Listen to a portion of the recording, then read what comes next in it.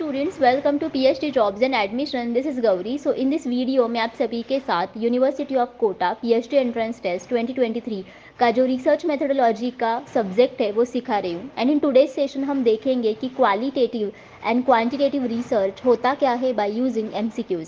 So qualitative and quantitative research ये दोनों भी रिसर्च के बहुत ही महत्वपूर्ण टाइप्स एंड मेथड्स है। एंड इनके ऊपर आपको हमेशा बहुत सारे एमसीक्यूज पीएचडी एंट्रेंस टेस्ट में पूछे जाते हैं। एंड दैट्स वाई इसके रिगार्डिंग जितने भी सारे कॉन्सेप्ट्स है वो मैंने इस वीडियो में कवर किए हैं by using MCQs. And that's Y students, आपको ये वीडियो एंड तक देखना है ताकि आपके सारे डाउट्स क्लियर हो जाएंगे। So students, now let us begin with this session. So students, आप सभी को तो पता है कि यूनिवर्सिटी ऑफ कोटा यहाँ पे पीएचडी एंट्रेंस टेस्ट है एंड वो भी 5 अगस्त को है, राइट। एंड इस एंट्रेंस टेस्ट में सभी कैंडिडेट्स को 2 पेपर्स देने हैं, paper 1 and paper 2। So paper 1 is common for everyone, जो कि रिसर्च मेथोडोलॉजी के लिए है, and paper 2 is for concern subject, right. So students, आपको दोनों ही पेपर्स में अच्छे मार्क्स स्कोर करने हैं, तभी आप पीएचडी एंट्रेंस टेस्ट को क्वालिफाई कर सकते हो। सो दोनों ही पेपर्स में आपको 50% एमसीक्यूज़ ईच पूछे जाते हैं, यानी कि आपको 50% एमसीक्यूज़ ये रिसर्च मेथोडोलॉजी के लिए पूछे जाते हैं एंड 50% एमसीक्यूज़ ये आपको कंसर्न सब्जेक्ट के लिए पूछे जाते हैं। And that's Y research methodology subject में अच्छे मार्क्स स्कोर करके पीएचडी एंट्रेंस टेस्ट को क्वालिफाई करने के लिए हम सभी आपके लिए रिसर्च मेथोडोलॉजी कंप्लीट कोर्स लेकर आए हैं, जिस कोर्स की मदद से सारे candidates university of Kota PhD entrance test 2023 को क्वालिफाई कर ही सकते हैं। सो इस कोर्स में सभी कैंडिडेट्स को full syllabus video lectures provide किए जाते हैं, जिसमें थियरीज एंड एमसीक्यूज़ दोनों के ऊपर भी लेक्चर सीरीज़ अवेलेबल है। सभी को full syllabus notes and mock test provide किए जाते हैं। सो हमारे पास ऐसे 10 मॉक टेस्ट अवेलेबल है and each mock test contains 40 MCQs. And that's why सभी के एक्चुअली 400 एमसीक्यूज़ इन्हीं मॉक टेस्ट से कवर हो ही जाते हैं। सो इसमें आपको 1500 से भी ज़्यादा एमसीक्यूज़ का रिविजन पीडीएफ प्रोवाइड किया जाता है, जिस पीडीएफ की मदद से सारे कैंडिडेट्स सारे टॉपिक्स एक ही पीडीएफ में रिवाइज कर सकते हैं। एंड दैट्स वाई गारंटीड उनको 80% एमसीक्यूज़ इसी रिविजन पीडीएफ से मिलते हैं out of 100% MCQs in the research methodology paper of PhD entrance test. और ये जो सारा स्टडी मटेरियल है ये भी सभी कैंडिडेट्स को हिंदी एंड इंग्लिश इन दोनों ही लैंग्वेजेस में प्रोवाइड किया जाता है। सो स्टूडेंट्स, अगर आपको कंप्लीट कोर्स को परचेस करना है देन कैंडिडेट्स इधर ग्लोबल ऑनलाइन ऐप डाउनलोड कर सकते हैं फ्रॉम द प्ले स्टोर, जिसके लिए मैंने लिंक इस वीडियो के डिस्क्रिप्शन बॉक्स में आप सभी के साथ शेयर की है, या फिर व्हाट्सएप नंबर्स जो मैंने स्क्रीन पर मेंशन किए हैं उनमें से किसी भी व्हाट्सएप नंबर पर जाकर वो व्हाट्सएप थ्रू मुझे कांटेक्ट करके इंक्वायरी कर सकते हैं। देखो, कोर्स की फ़ीस भी बहुत कम है, which is only 699। And income fees में हम सारे कैंडिडेट्स को गारंटीड सिलेक्शन करवा देते हैं कि सारे कैंडिडेट्स गारंटीड रिसर्च मेथोडोलॉजी में अच्छे मार्क्स स्कोर करके पीएचडी एंट्रेंस टेस्ट को क्वालिफाई कर ही लेते हैं।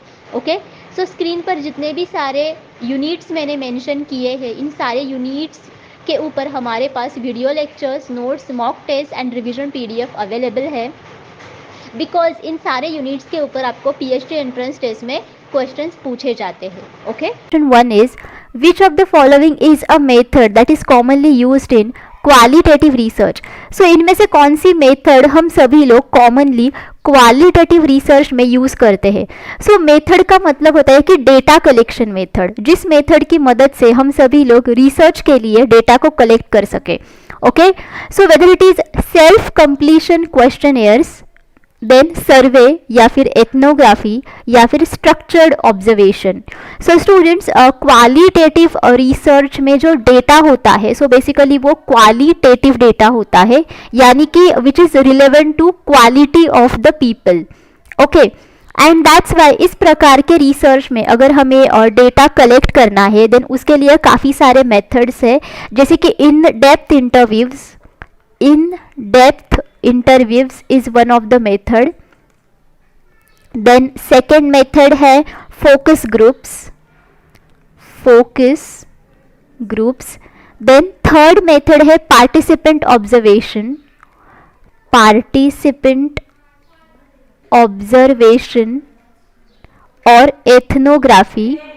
और ethnography. So basically students, ethnography ये एक डेटा कलेक्शन मेथड है जिसमें रिसर्चर जो है वो खुद सोशल सेटिंग में जाके रहता है ओके, ताकि वो उनके कल्चर को ऑब्जर्व कर सके। एंड दैट्स वाई इसको पार्टिसिपेंट ऑब्जर्वेशन मेथड भी कहा जाता है।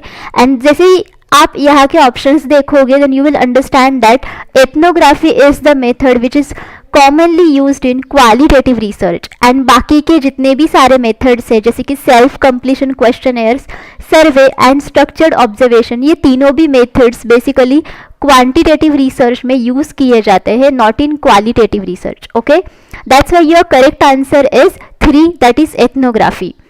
Next is what is meant by the term grounded theory. Now grounded theory is term का अर्थ क्या है?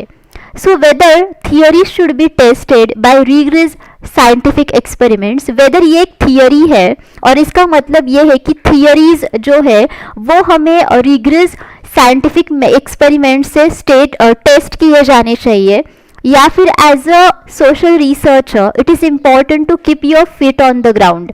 मतलब एज अ सोशल रिसर्चर ये बहुत ही इम्पॉर्टेंट है कि आप अपना पाँव आप ग्राउंड पे रखो। Theories should be grounded in political values and biases. मतलब थियरीज के जो बेसिस है ये basically political values and biases में होनी चाहिए। Theoretical ideas and concepts should emerge from the data. मतलब जितने भी सारे थियोरेटिकल आइडियाज एंड कॉन्सेप्ट्स हम लोग बनाते हैं वो सब बेसिकली डेटा से इमर्ज होने चाहिए। मतलब उसका जो बेसिक है वो डेटा में होना चाहिए। सो स्टूडेंट्स, ग्राउंडेड थियोरी ये जो कॉन्सेप्ट है ये बेसिकली ग्लेजर एंड स्ट्रॉस इन दोनों भी साइंटिस्ट ने डिस्कवर किया था इन 1967। ओके, एंड ये एक एक प्रकार की स्ट्रैटेजी है, ओके, जिसमें हम सभी लोग थियरी को जनरेट करते हैं from data. And that's why grounded theory ये जो है ये बेसिकली एक टेक्निक है एंड जो इंडक्टिव अप्रोच यूज करता है।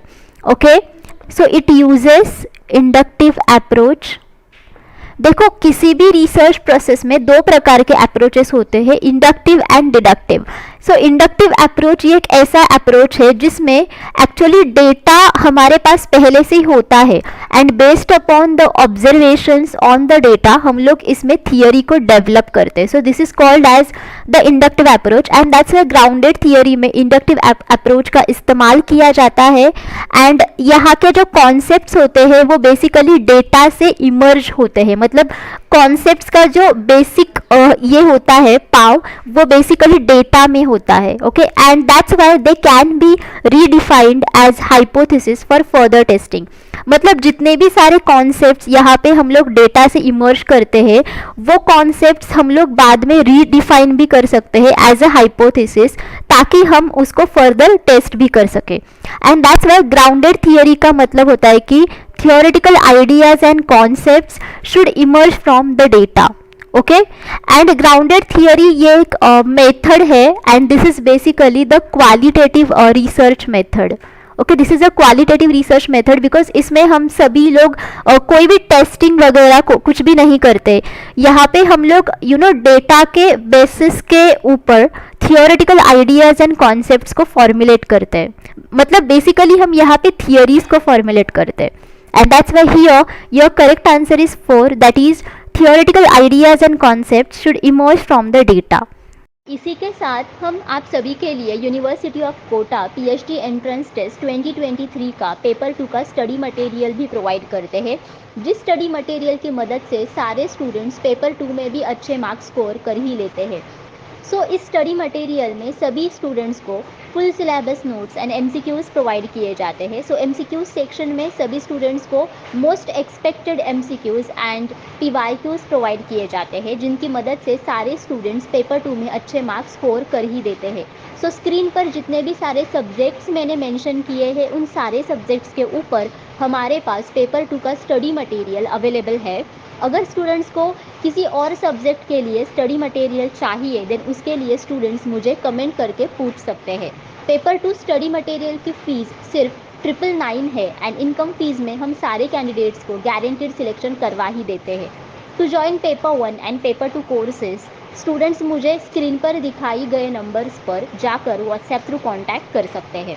Next, why do qualitative researchers like to give detailed descriptions of social settings?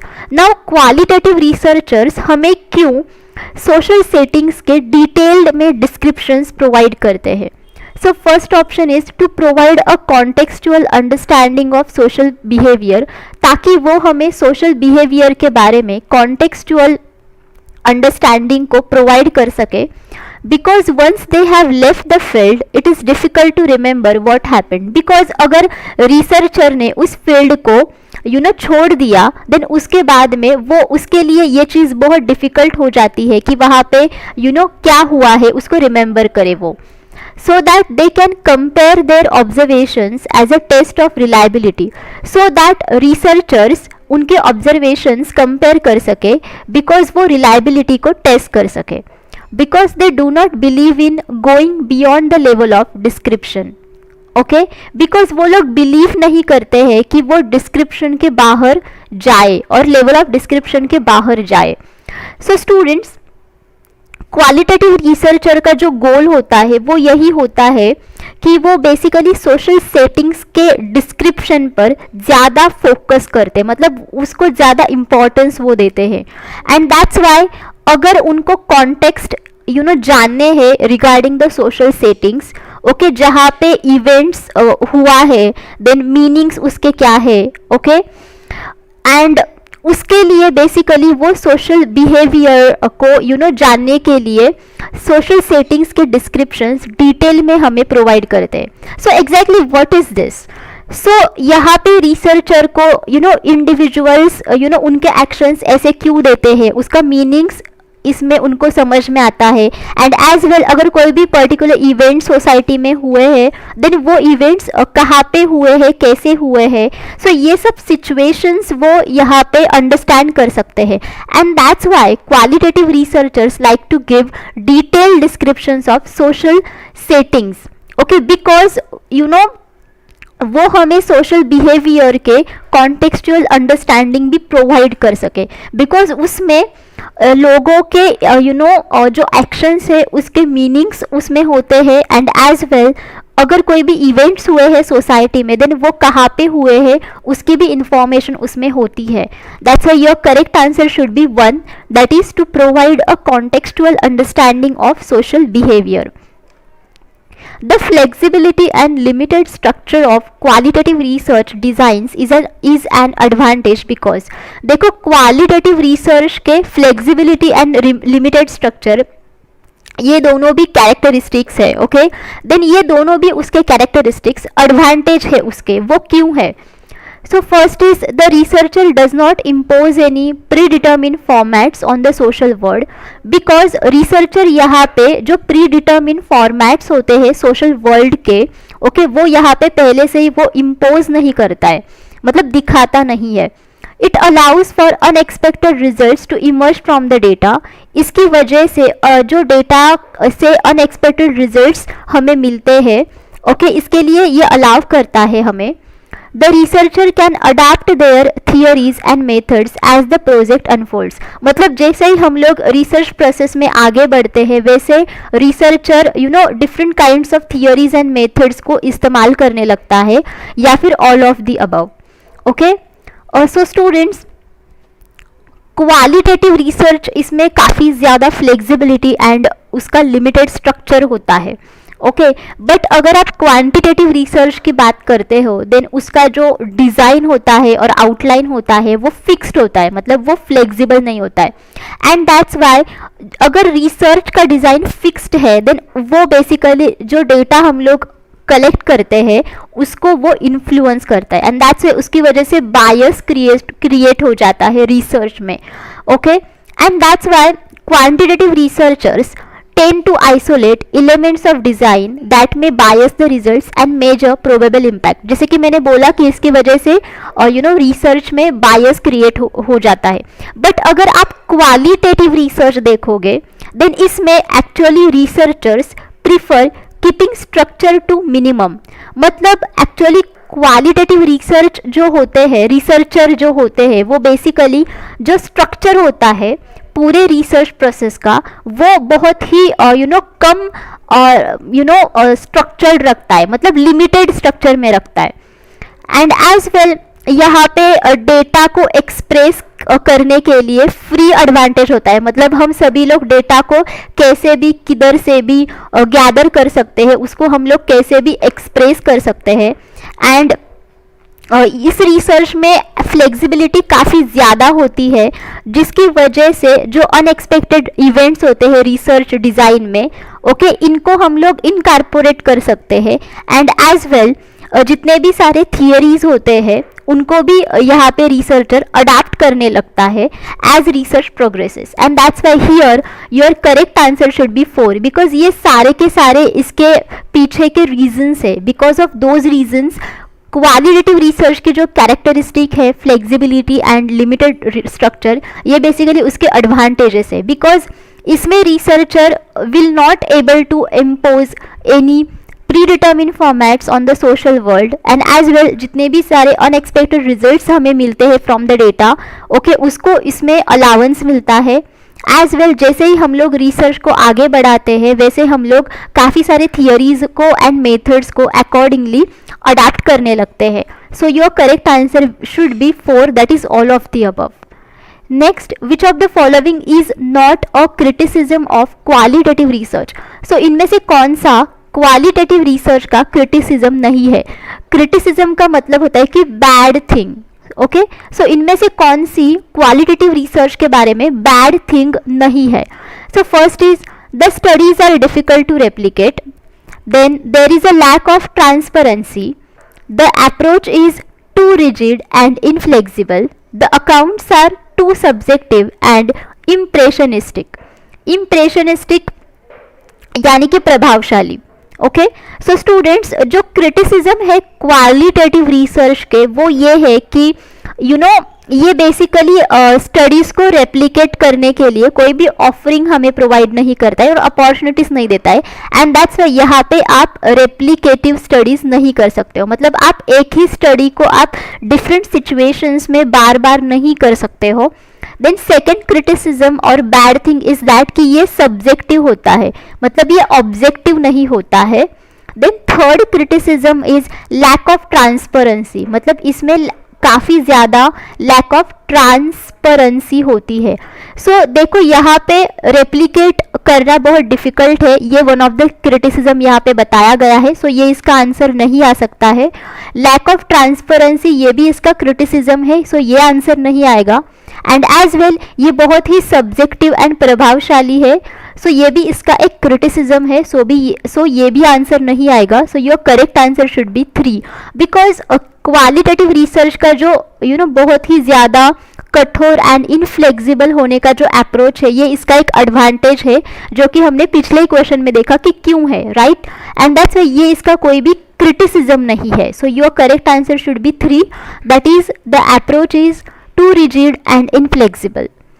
Which of the following is not a contrast between quantitative and qualitative research? So इनमें से कौन सा option ऐसा है जो qualitative and quantitative research के बीच का contrast नहीं है, मतलब डिफरेंस नहीं है? So first is distance versus proximity of researcher to participants, generalization versus contextual understanding, hard reliable data versus reach deep data, interpretivist and feminist. So students, quantitative research as the name suggests, इसमें जो data होता है वो basically numerical format में होता है and इस data को हम लोग न्यूमेरिकली मेजर कर सकते हैं, इनको हम लोग वैल्यूज़ प्रोवाइड करते हैं। But with in the qualitative research इसमें जो डेटा होता है वो क्वालिटेटिव होता है, यानी कि it actually relevant to the quality of the human being, जैसे कि ये data basically word and picture format में होता है। एंड दैट्स वाई अगर आप क्वांटिटेटिव एंड क्वालिटेटिव रिसर्च के डिफरेंस की बात करते हो, देन एक डिफरेंस ये है कि क्वांटिटेटिव रिसर्च में रिसर्चर एंड पार्टिसिपेंट्स इन दोनों के बीच में काफ़ी ज़्यादा डिस्टेंस होता है, मतलब लॉन्ग डिस्टेंस होता है। बट अगर आप क्वालिटेटिव रिसर्च देखोगे देन इसमें रिसर्चर एंड पार्टिसिपेंट्स के बीच में इतना ज़्यादा डिस्टेंस नहीं होता है, ओके। जैसे कि हमने देखा कि पार्टिसिपेंट ऑब्जर्वेशन, राइट। सो उसमें एक्चुअली रिसर्चर उस पर्टिकुलर सोसाइटी में जाके पार्टिसिपेंट्स के साथ रहता है, उनके साथ वो सब एक्टिविटीज़ करता है ताकि वो उनके कल्चर को ऑब्जर्व कर सके, राइट। यानी कि इसमें पार्टिसिपेंट्स एंड रिसर्चर इनके बीच में कोई भी दूरियां नहीं है। सो फर्स्ट जो ऑप्शन है distance versus proximity of researcher to participants, ये basically quantitative and qualitative research इन दोनों का डिफरेंस है। सो ये ऑप्शन एलिमिनेट हो गया। जनरलाइजेशन वर्सेस कॉन्टेक्सचुअल अंडरस्टैंडिंग, देखो क्वांटिटेटिव रिसर्च में रिसर्च के रिजल्ट्स ये दूसरे सिचुएशन के ऊपर जनरलाइज किए जाते हैं, बट ये चीज़ क्वालिटेटिव रिसर्च में होती नहीं है, बिकॉज इसमें कॉन्टेक्सचुअल अंडरस्टैंडिंग करने की सख्त ज़रूरत होती है, जैसे कि हमने ग्राउंडेड थियरी में देखा था, राइट। सो ये भी ऑप्शन एलिमिनेट हो गया बिकॉज ये दोनों भी इनके डिफरेंसेस है। हार्ड रिलायबल डेटा होता है क्वांटिटेटिव रिसर्च में, बट क्वालिटेटिव रिसर्च में रिच एंड डीप डेटा होता है। सो ये भी इसका एक डिफरेंस है, सो ये एलिमिनेट हो गया। बट इंटरप्रेटिविस्ट एंड वर्सेस फेमिनिस्ट, ये basically qualitative and quantitative research के डिफरेंसेस नहीं है, बिकॉज ये दोनों भी कॉन्सेप्ट सिमिलर है, इनके मीनिंग्स बेसिकली थोड़े डिफरेंट है, अलग है, बट ये दोनों भी कॉन्सेप्ट्स एक ही फिलोसॉफी को बिलीव करते हैं। मतलब इंटरप्रेटिविस्ट जो अप्रोच है ये बेसिकली क्वालिटेटिव रिसर्च में यूज़ किया जाता है, जिसमें हम लोग ज़्यादा से ज़्यादा फोकस और इम्पोर्टेंस हमारे थिंकिंग लेवल एंड हमारे इंट्यूटिव जो थिंकिंग लेवल होती है उस पे देते हैं हम लोग। एंड फेमिनिस्ट, आप सभी को पता है व्हाट इज़ दैट। बेसिकली ये एक फिलोसॉफिकल अप्रोच है एंड इसमें एक्चुअली हम मानते हैं कि both the genders in the world should have equal opportunities, यानी कि मेल एंड फीमेल को इक्वल अपॉर्चुनिटीज़ होनी चाहिए, राइट। एंड दैट्स वाई ये दोनों भी जो कॉन्सेप्ट है ये एक ही आइडिया को और एक ही टाइप के स्ट्रैटेजी को फॉलो करते हैं। सो ये दोनों भी डिफरेंट नहीं है। सो आपका सही आंसर 4 है, बिकॉज ये दोनों भी कॉन्ट्रास्ट ऑप्शंस नहीं है between quantitative and qualitative research. Next is why has qualitative research been seen to have an affinity with feminism. So देखो पिछले ही क्वेश्चन के आधार पर ये क्वेश्चन है कि क्वालिटेटिव रिसर्च में फेमिनिज्म के लिए इतनी ज़्यादा एफिनिटी क्यों है। Okay, so first is it allows women's voices to be heard rather than objectifying and exploiting them, because qualitative research allow करता है ताकि हम सभी लोग women voices को सुन सके rather than हम लोग उनको objectify and exploit करें।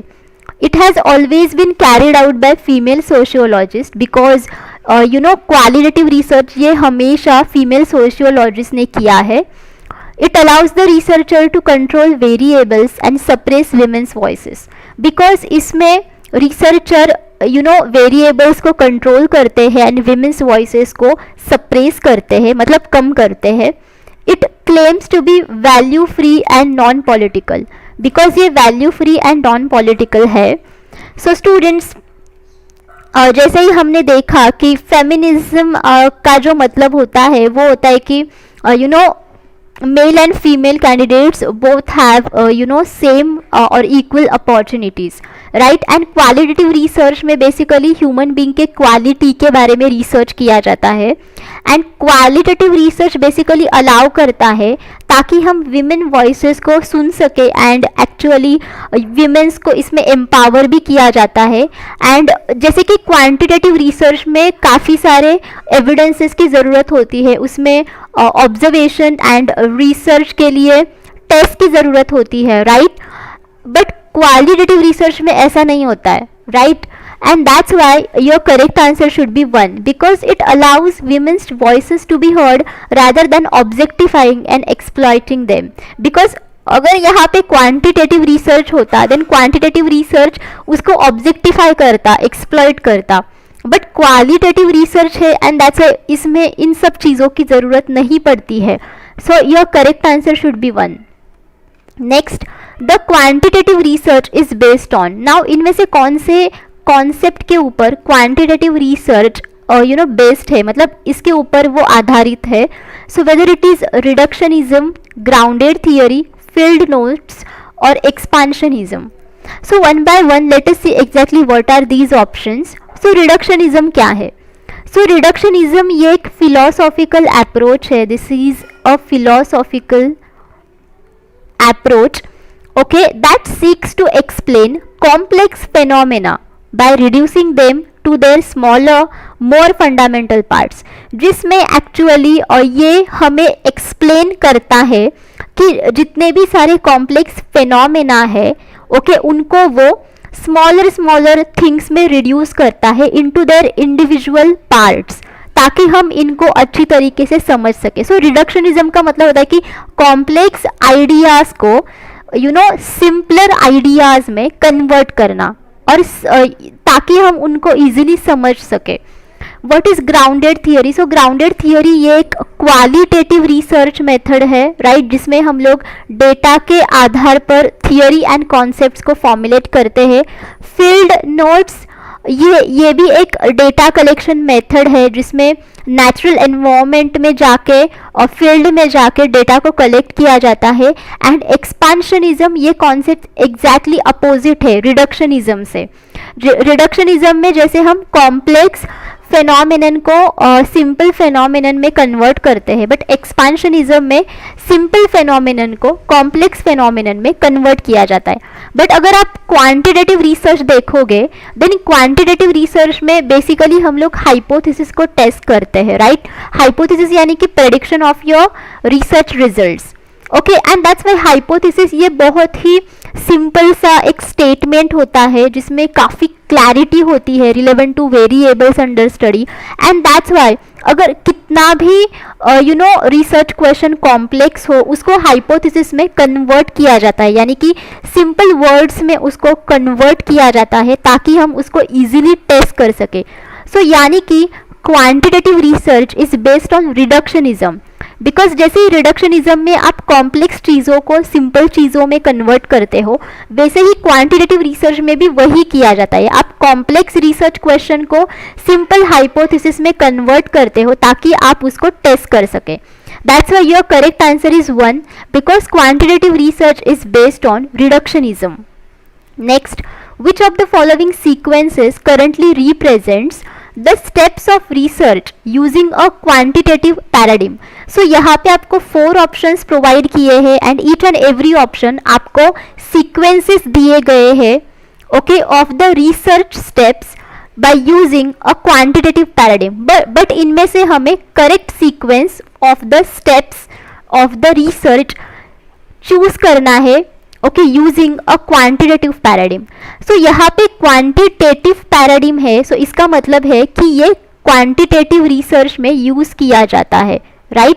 सो पैराडिम का मतलब होता है कि योर पर्सपेक्टिव और योर अप्रोच. मतलब अगर आप क्वांटिटेटिव अप्रोच के साथ रिसर्च करोगे, देन ऑब्वियसली वो क्वांटिटेटिव रिसर्च में ही होगा, राइट. सो क्वांटिटेटिव रिसर्च करने के लिए आपको कितने सारे स्टेप्स की ज़रूरत पड़ती है? So basically we need to understand कि उन स्टेप्स के सीक्वेंसेस क्या है. So let me explain you what are those sequences. So उनमें से सबसे पहला ये है कि रिसर्च प्रॉब्लम को इस्टेब्लिश करो, okay. To establish a research problem मतलब रिसर्च प्रॉब्लम को बनाओ. Then second one is hypothesis framing, यानी कि हाइपोथेसिस को फॉर्मुलेट करना है आपको. Then your third step will B hypothesis testing. Then after that test the hypothesis. Then fourth one is generalization, okay. So hypothesis को test करने के बाद आपको रिजल्ट्स मिलेंगे. देन उन रिजल्ट्स को आपको दूसरे सिचुएशंस के ऊपर जनरलाइज करना है. Then fifth step is conclusion, आपको कंक्लूजन देना है. And sixth step is implication of result, okay. So these are basically your sequences of steps of research using a quantitative research. Now let us see over here different options. So इसमें पहला option दिया है hypothesis framing, hypothesis testing, conclusions and reporting. Second में दिया है establishing a research problem, hypothesis framing, hypothesis testing, generalization and conclusions and implications of result. Then problem identification, sample selection, developing a research design and field work. Defining a problem, survey of related studies, sampling, data collection and data analysis. So जो सीक्वेंस मैंने आप सभी को अभी बताया वो sequence आपको सेकेंड ऑप्शन में दिखेगा, जिसमें सबसे पहले आपको रिसर्च प्रॉब्लम को इस्टेब्लिश करना है, देन आफ्टर दैट हाइपोथेसिस को बनाना है, हाइपोथेसिस को टेस्ट करना है, उसके रिजल्ट्स को जनरलाइज करना है, कंक्लूजन्स बताने हैं एंड रिजल्ट को इम्प्लीकेट करना है। So your correct answer should B 2। Okay, and one more thing is that कि कोई भी रिसर्च प्रोसेस हो उसमें सबसे पहला जो स्टेप होता है वो यही होता है कि आपको रिसर्च प्रॉब्लम को आइडेंटिफाई करके उसको इस्टेब्लिश करना है। एंड दैट्स वाई अकॉर्डिंगली अगर आप यहाँ के बाकी के ऑप्शंस देखोगे देन उनमें सिर्फ सेकेंड ऑप्शन में ही पहला स्टेप ये है, establish a research problem. And that's Y इसको भी देख के आपको समझ में आएगा कि आपका सही आंसर 2 ही होना चाहिए। Okay, now next is identify the sequence of following steps in mail service.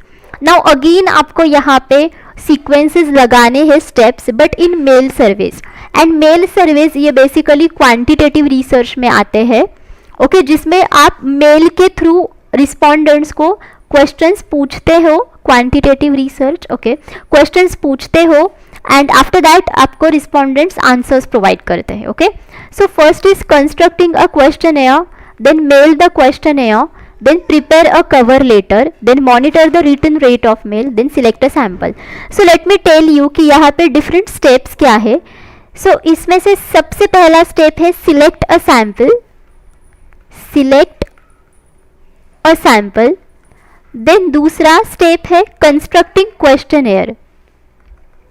Okay, so construct a questionnaire, then third step is prepare cover letter. Okay, prepare cover letter. So हम सभी लोग cover letter को prepare करते हैं ताकि हम सर्वे को introduce कर सके पार्टिसिपेंट्स को, एंड एज वेल हम लोग पार्टिसिपेंट्स को एनकरेज भी कर सके कि आप प्लीज़ हमारे सर्वे में पार्टिसिपेट करो। एंड इसमें हम लोग बताते हैं कि इम्पोर्टेंस क्या है पार्टिसिपेशन का। ओके, ये सब चीज़ें बेसिकली कवर लेटर में बताई जाती है। Then fourth step will be mail the questionnaire, then बाद में आपको क्वेश्चनेयर को मेल करना है to the participants. And your fifth step is monitor return rate of mail. Okay, monitor return rate of mail, यानी कि अगर कई पार्टिसिपेंट्स अगर आपको रिस्पॉन्सेज नहीं प्रोवाइड करते हैं देन आपको उनको बाद में फिर से उनको एनकरेज करना है कि आप पार्टिसिपेट करो।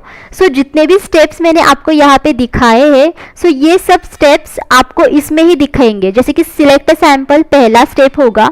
Okay, then second is questionnaire को आपको बनाना है, your second step. Third one is prepare cover letter, third step. Then fourth one is mail the questionnaire and last one is monitor the return rate of mail. So your correct answer should be 4 because EACBD ये correct sequence है. So students, thank you for watching this session. So if you have any doubts you can ask me in the comment box.